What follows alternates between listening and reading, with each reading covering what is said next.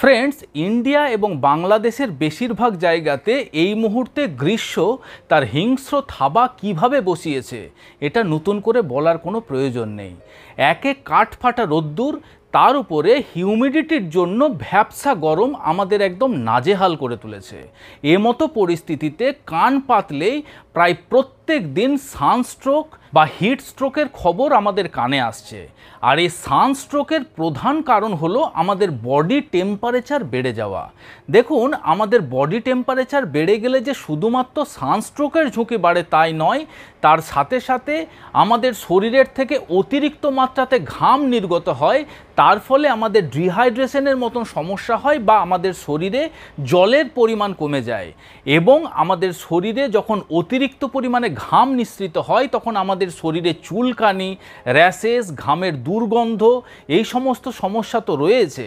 তার সাথে সাথে বিভিন্ন প্রকারের হজমের সমস্যা, অ্যাসিডিটির সমস্যা, কনস্টিপেশনের সমস্যা, দাঁতের মাড়ি দিয়ে রক্তপাত হওয়া, নাক দিয়ে রক্তপাত হওয়া, যে সমস্ত মানুষদের ব্লাড প্রেশারের সমস্যা রয়েছে তাদের হঠাৎ হঠাৎ করে ব্লাড প্রেশার বৃদ্ধি পেয়ে যাওয়া, মেজাজ সবসময়তে খিটখিটে হয়ে থাকা, মেন্টাল স্ট্রেস, অ্যাংজাইটি, এগুলি অন্যান্য ঋতুর তুলনায় গ্রীষ্মকালে বেশি হতে দেখতে পাওয়া যায়। নমস্কার, আমি কৃষ্ণার্জুন মুখার্জি আর আপনারা দেখছেন আপনাদের ইউটিউব চ্যানেল হেলথক্রিপশন।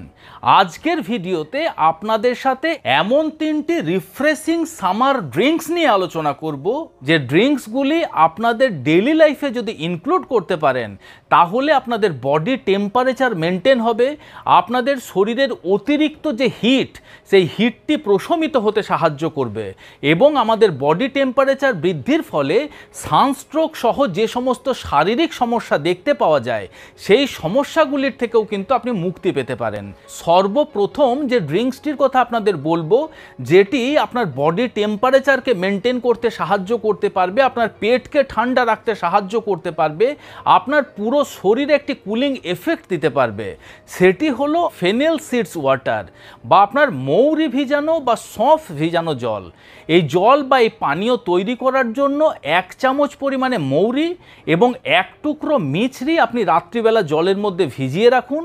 তার পরের দিন সকালবেলা যে কোনো সময়তে ওই মিশ্রণটি ছেঁকে নিয়ে আপনি জলটি পান করুন। দেখুন, এই মিশ্রণটি আপনার পেটকে ঠান্ডা রাখতে সাহায্য করবে, আপনার শরীরের মধ্যে একটি সুদিং এফেক্ট দিতে পারবে, অর্থাৎ আপনার বডি টেম্পারেচারকে মেনটেন করতে সাহায্য করতে পারবে, আপনার টোটাল নার্ভাস সিস্টেম যাতে সঠিকভাবে কাজ করে সেদিক থেকে সাহায্য করতে পারবে, আপনার ব্রেনকে শান্ত রাখতে সাহায্য করতে পারবে। যে সমস্ত হাই ব্লাড প্রেশারের পেশেন্টরা থাকেন তাদের ব্লাড প্রেশারকে কন্ট্রোল করতে সাহায্য করতে পারবে। গ্রীষ্মকালে হজমের সমস্যা খুবই কমন সমস্যা। এই ফেনেল সিডস ওয়াটার বা মৌরি ভেজানো জল আপনার হজম ক্ষমতাকে বৃদ্ধি করতে সাহায্য করতে পারে এবং আপনাদের ডাইজেস্টিভ সিস্টেমের যে কোনো প্রকার সমস্যার থেকে আপনাকে মুক্তি দিতে পারে। তবে এই ড্রিঙ্কস তৈরি করার বিষয়ে একটি কথা আমাদের অবশ্যই মনে রাখতে হবে যে যদি আপনি একজন ডায়াবেটিক পেশেন্ট হয়ে থাকেন সেক্ষেত্রে কিন্তু মিছরি আপনাকে অ্যাভয়েড করে চলতে হবে। সেক্ষেত্রে শুধুমাত্র 1 চামচ মৌরি 1 গ্লাস জলের মধ্যে ভিজিয়ে রেখে তার পরের দিন সকালবেলা সেই জলটি আপনি ছেঁকে পান করুন। ছোলার ছাতুর শরবত এমন এক ধরনের পানীয়, এটিও আপনারা গ্রীষ্মকালে ব্যবহার করতে পারেন সানস্ট্রোক বা গ্রীষ্মকালীন অন্যান্য শারীরিক সমস্যার থেকে মুক্তি পাওয়ার জন্য। তার কারণ ছোলার ছাতু আপনার পুরো শরীরকে হাইড্রেট করে রাখতে সাহায্য করতে পারে, ছোলার ছাতু আপনার হজম ক্ষমতাকে বৃদ্ধি করতে সাহায্য করতে পারে এবং তার সাথে সাথে ছোলার ছাতুর মধ্যে থাকা প্রচুর পরিমাণে ফাইবার আপনার টোটাল ডাইজেস্টিভ সিস্টেমকে প্রোটেক্ট করে রাখতে সাহায্য করতে পারে, আপনার হার্টের ফাংশনিংকে বেটার করতে সাহায্য করতে পারে, আপনার ব্লাড প্রেশারকে কন্ট্রোল করতে সাহায্য করতে পারে। এই ছোলার ছাতু নিয়ে বিস্তারিত আলোচনা করে আমার একটি ভিডিও রয়েছে, সেই ভিডিওর লিংক আমরা ডেসক্রিপশন বক্সে দিয়ে দেবো। সেই ভিডিও যদি আপনি দেখেন তাহলে ছোলার ছাতুর উপকারিতা সম্পর্কে বিস্তারিতভাবে জানতে পারবেন। তাই অবশ্যই ছোলার ছাতুর শরবত আপনার খাদ্য তালিকায় যুক্ত করুন। ছোলার ছাতুর শরবত বানাতে গিয়ে আপনি অতিরিক্ত লবণ বা চিনি কিন্তু ব্যবহার করবেন না। চেষ্টা করবেন লবণ বা চিনি ছাড়া যদি ছোলার ছাতু বানানো যায়।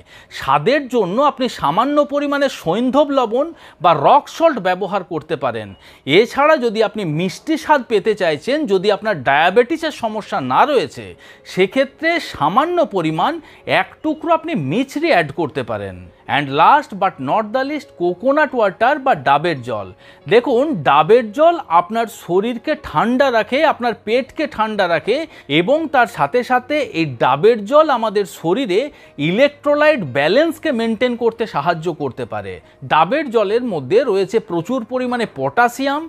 তাই যে সমস্ত মানুষদের উচ্চ রক্তচাপের সমস্যা রয়েছে, যাদের গ্রীষ্মকালে ঘন ঘন রক্তচাপ বৃদ্ধি পাওয়ার মতন সমস্যা দেখতে পাওয়া যায়, তাদের ক্ষেত্রেও কিন্তু এই ডাবের জল অত্যন্ত উপকারী। ডাবের জল আপনার হার্টের ফাংশনিংকে বেটার করতে সাহায্য করতে পারে, আপনার হজম ক্ষমতা বৃদ্ধি করতে পারে। আপনার ডায়রিয়া, ডিসেন্ট্রির সমতে ডাবের জল ব্যবহার করলে সেক্ষেত্রে সহজেই আপনার শরীরকে হাইড্রেট করতে পারে এবং ওই সমস্ত সমস্যার থেকেও আপনাকে বেরিয়ে আসতে সাহায্য করতে পারে। তবে আমি অবশ্যই বলবো যে নিয়মিতভাবে যদি আপনি ডাবের জল খেতে চাইছেন, বা যারা নিয়মিত ডাবের জল খাচ্ছেন, তাদের অবশ্যই জানা দরকার যে কোন কোন মানুষদের ডাবের জল খাওয়া উচিত নয়। এই বিষয়েও বিস্তারিত আলোচনা করে আমার একটি ভিডিও রয়েছে, সেই ভিডিওর লিঙ্কও আমরা ডেসক্রিপশন বক্সে দিয়ে দেবো। ডাবের জল খাওয়ার আগে অবশ্যই ভিডিওটি একবার দেখে নেবেন, তারপর আপনি ডাবের জল খাবেন। এবং এই গ্রীষ্মকালে আমাদের সুস্থ থাকার জন্য কয়েকটা বিষয় কিন্তু আমাদের মনে রাখতে হবে। দেখুন, গরমের হাওয়া পড়ার সাথে সাথেই আমাদের শরীরে ঘামের পরিমাণ বৃদ্ধি পেয়েছে। ঘামের পরিমাণ বৃদ্ধি পেলে সেই ঘামের মধ্যে দিয়ে শরীরের অতিরিক্ত জল আমাদের শরীরের বাইরে বেরিয়ে যায়। তাই ডিহাইড্রেশনের সমস্যা গরমকালে খুবই কমন। এই সমস্যা এড়িয়ে চলার জন্য সারাদিনে অল্প অল্প করে আপনাকে প্রচুর পরিমাণে জল খেতে হবে, বা বলা ভালো, আপনার যখনই পিপাসা লাগবে তখনই কিন্তু আপনাকে জল খেতে হবে। আপনার শরীরে ডিহাইড্রেশন হতে চলেছে কিনা এটা আপনি জানবেন কেমন করে? এটা জানার সবথেকে ইজি প্রসেস হলো আপনার ইউরিনের কালার আপনাকে নোটিস করতে হবে। যখনই দেখবেন ইউরিনের কালার হলুদ বর্ণ হতে শুরু করেছে, তখনই জানবেন আপনার শরীরে পর্যাপ্ত জল নেই, আপনার শরীরে জলের প্রয়োজন। তখন আপনার জল খাবার পরিমাণ কিন্তু আপনাকে বৃদ্ধি করতে হবে। গ্রীষ্মকালের প্রখর রোদে বাড়ির বাইরে যতটা সম্ভব কম বের হওয়ার চেষ্টা করতে হবে।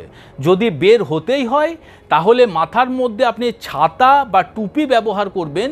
যারা প্রখর রোদে সারাদিন কাজ করছেন তাদের ক্ষেত্রে তারা মাথার মধ্যে রুমাল বা গামছা বেঁধে রাখুন বা টুপি ব্যবহার করুন। বাড়ির তৈরি সহজপাচ্য খাবার খান যতটা সম্ভব।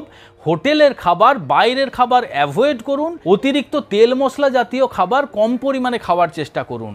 যে সমস্ত মানুষদের 12 মাস 365 দিন গরম জলে স্নান করার অভ্যেস, তাদের আমি বলবো যতটা সম্ভব ওই স্নানের জলের টেম্পারেচারকে কম করে দেওয়ার চেষ্টা করুন। সম্ভব হলে রুম টেম্পারেচারের জলে স্নান করার চেষ্টা করুন। আশা করি ভিডিওটি আপনাদের ভালো লেগেছে, ইনফরমেটিভ লেগেছে। যদি ভালো লেগে থাকে তাহলে অবশ্যই ভিডিওটিকে লাইক করবেন। এখনো পর্যন্ত যদি আমাদের হেলথক্রিপশন ইউটিউব চ্যানেল আপনারা সাবস্ক্রাইব না করে থাকেন বন্ধুরা, তাহলে অবশ্যই চ্যানেলটিকে সাবস্ক্রাইব করে পাশে থাকার অনুরোধ রইল। খুব শীঘ্রই দেখা হচ্ছে এই রকম ধরনেরই একটি ইনফরমেটিভ এবং ইন্টারেস্টিং ভিডিওর সাথে। ততক্ষণ নিজেদের খেয়াল রাখবেন। আপনাদের সুস্থতা এবং দীর্ঘায়ু কামনা করছি। ধন্যবাদ।